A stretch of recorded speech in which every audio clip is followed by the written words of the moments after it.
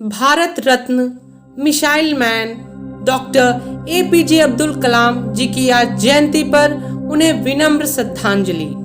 मैं अमृतराज दुबे अपने YouTube channel पर आप सभी का स्वागत करता हूं। आज मैं आप सभी के लिए माय जर्नी मोटिवेशनल सीरीज का पार्ट 2 लेकर आया हूं। इस सीरीज में डॉक्टर कलाम जी के जीवन से जुड़े कठिन परिश्रम को दर्शाया गया है। The boat. कलाम जी का पहली बार इंजीनियरिंग की दुनिया में प्रवेश तब हुआ जब उनके पिता ने एक नौका व्यवसाय शुरू किया।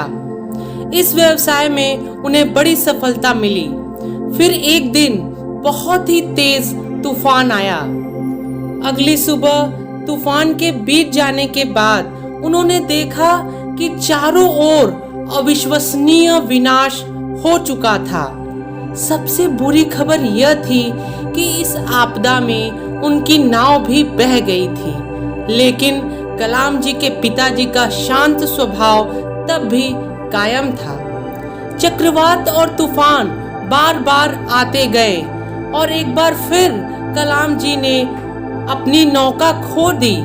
उनके पिता को फिर से अपने व्यवसाय का पुनर्निर्माण करना पड़ा। लेकिन जब कलाम जी ने एसएलवी रॉकेट या पृथ्वी मिसाइलों को आकार देने के लिए संघर्ष किया, जब उल्टी गिनती और टेक ऑफ बारिश की वजह से बाधित हो जाया करता था, तब उन्हें हमेशा तूफान के बाद अपने पिता का चेहरा याद आ जाता था। इस घटना से कलाम जी ने जो सबक सीखा है वो ये है, एक बड़ी ऊर्जा और शक्ति है जो हमारी महत्वाकांक्षाओं को पलक झपकते ही कुचल सकती है, लेकिन जीवित रहने का एकमात्र तरीका यही है कि अपनी परेशानियों का सामना करना और अपने जीवन का पुनर्निर्माण करना। The working boy eight 8। उन दिनों बाहरी दुनिया के बारे में जानकारी का एकमात्र स्रोत समाचार पत्र था। समाचार पत्र बांटने वाली एजेंसी का संचालन कलाम जी के चचेरे भाई शमसुद्दीन जी किया करते थे।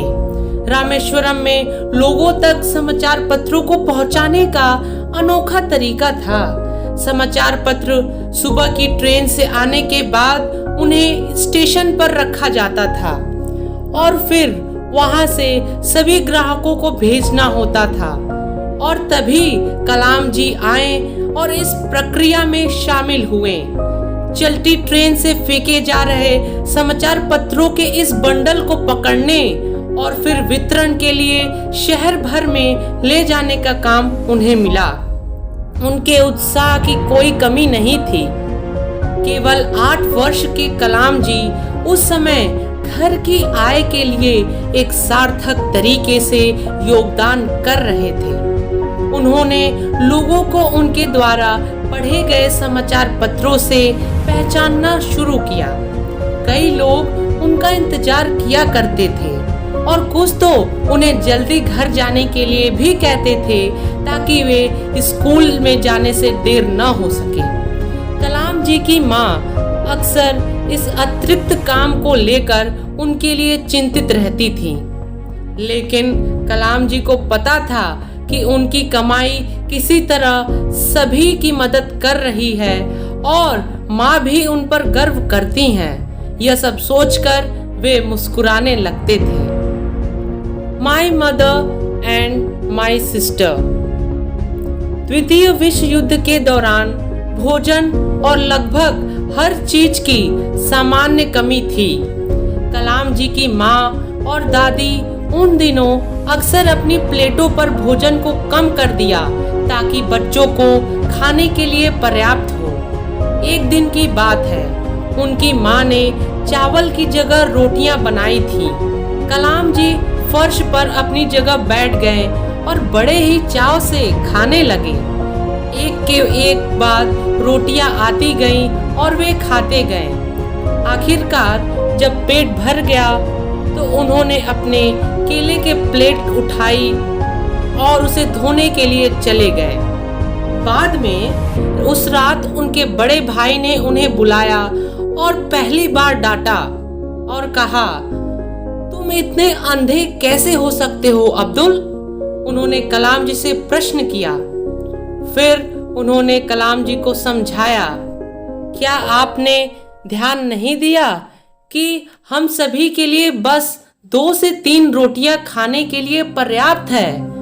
माँ भी कभी आपको नहीं कहेंगी क्योंकि आप खाते जाएंगे और वे खिलाती जाएंगी, लेकिन आज माँ भूखी रह जाएंगी क्योंकि आज उनके पास खाने के लिए कुछ भी नहीं बचा है।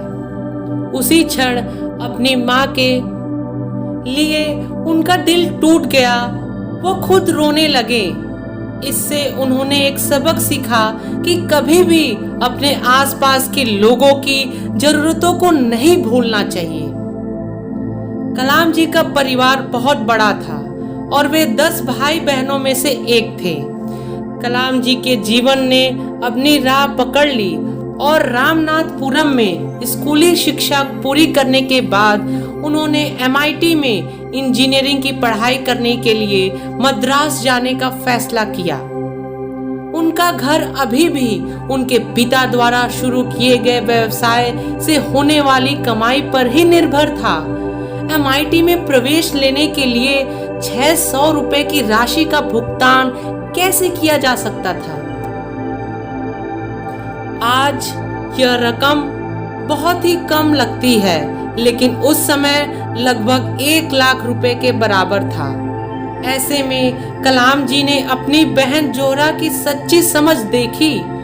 एक पल के लिए बिना सोचे उनकी बहन ने अपने गहनों को गिरवी रखकर उन पैसों से कलाम जी का MIT में दाखिला कराने का फैसला लिया। इस फैसले का कलाम जी के जीवन पर गहरा प्रभाव पड़ा। यह सबसे निस्वार्थ चीजों में से एक था जो किसी ने भी उनके लिए किया था। उनकी सोने की चूड़ियां और चेन गिरवी रख दी गईं, पैसे आ गए और कलाम जी का MIT में दाखिला हो गया। जैसे ही उन्होंने कमाई शुरू की, उन्होंने अपनी बहन के आभूषणों को वापस लाने की कसम खाई। कलाम जी ने आखिरकार मन लगा के पढ़ाई की और छात्रवृत्ति अर्जित करके ऐसा किया। इस प्रकार हमने देखा कि भारत रत्न डॉक्टर कलाम जी ने अपने जीवन के प्रारंभ में अनंत कठिनाइयों का सामना करते हुए अपने शिक्षा को प्राप्त किया और इसी निरंतर कठिन परिश्रम और समर्पण भाव के फलस्वरूप ही वे भारत के 11वें राष्ट्रपति भी बने। उनकी आज जयंती पर उन्हें शत शत नमन। इस एपिसोड में इतना ही। मिलते हैं इस सीरीज के अगले और फाइनल एपिसोड में। तब तक के लिए वीडियो को लाइक करें, ज्यादा से ज्यादा शेयर करें और हाँ, चैनल को सब्सक्राइब करना ना भूलें। धन्यवाद। जय हिंद, जय भारत।